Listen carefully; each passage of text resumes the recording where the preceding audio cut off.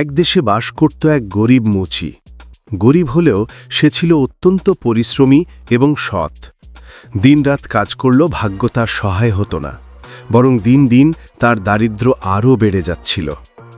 একসময় এমন অবস্থা হলো যে চামড়া কিনে জুতো বানানোর মতো সামর্থ্যও তার কাছে ছিল না। তবে তার কাছে কিছুটা চামড়া রয়ে গিয়েছিল। সে চামড়া দিয়ে বড়জোর এক জোড়া জুতো বানাতে পারবে ভেবে সে সন্ধ্যের দিকে বসে চামড়া কেটে রাখল। তারপর শান্ত মনে ঈশ্বরের কাছে প্রার্থনা করে বিছানায় গিয়ে ঘুমিয়ে পড়ল।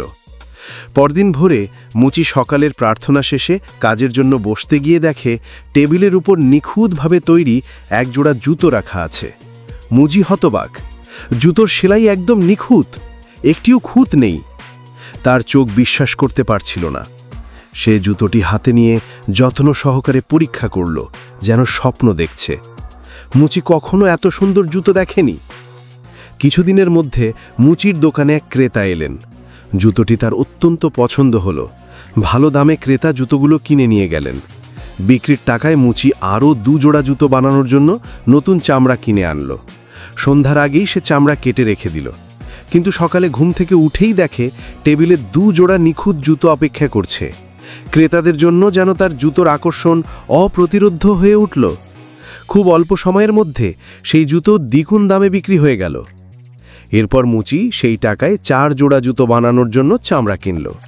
পরের দিন সকালে সে একই অবিশ্বাস্য ঘটনা দেখল। টেবিলে 4 জোড়া প্রস্তুত জুতো। এই অদ্ভুত ঘটনা দিনে দিনে চলতে থাকল। সন্ধ্যায় চামড়া কেটে রাখে, সকালে ওঠে জুতো তৈরি। মুচির দারিদ্র্য ধীরে ধীরে কেটে গেল এবং সে একসময় যথেষ্ট ধনী হয়ে উঠল।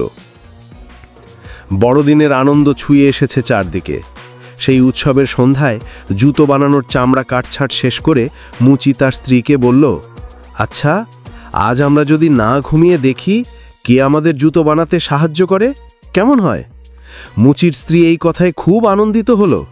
কৌতূহলে তারা এক মোমবাতি জেলে হ্যাঙ্গারের আড়ালে লুকিয়ে বসে রইল। মধ্যরাতে মুচি ও তার স্ত্রী চমকে দেখল 2 ক্ষুদ্রাকার বামন বেরিয়ে এসে টেবিলে বসে চামড়া কেটে রাখা জুতো সেলাই করতে লাগলো। তারা একদম নগ্ন, শরীরে কোনো কাপড় নেই। ছোট ছোট হাতের আঙুল দিয়ে তারা জুতো সেলাই করছিল, হাতুড়ি দিয়ে পেরেক ঠোকা করছিল, এত দ্রুত যে মুচি ও তার স্ত্রী কেবল চোখ চড়িয়ে তাকিয়ে থাকতে পারল। বামন দুজন একে অপরের সঙ্গে সঙ্গতিপূর্ণভাবে কাজ করল এবং প্রতিটি জুতো নিখুঁতভাবে সাজিয়ে রাখল। পরের দিন সকালে মুচির স্ত্রী বলল, এদের জন্য আমাদের অবশ্যই কৃতজ্ঞতা প্রকাশ করা উচিত। তাদের ঠান্ডায় থাকা উচিত পোশাক। আমরা তাদের জন্য জামা, প্যান্ট, কোট, মোজা এবং জুতো তৈরি করি। মুচি আনন্দিত হয়ে বলল, হ্যাঁ, ওদের জন্য কিছু করতে পারলে আমারও খুব খুশি হবে। রাতের বেলায় সব উপহার সুন্দর করে সাজিয়ে রাখা হলো। চামড়া কাটার দরকার নেই।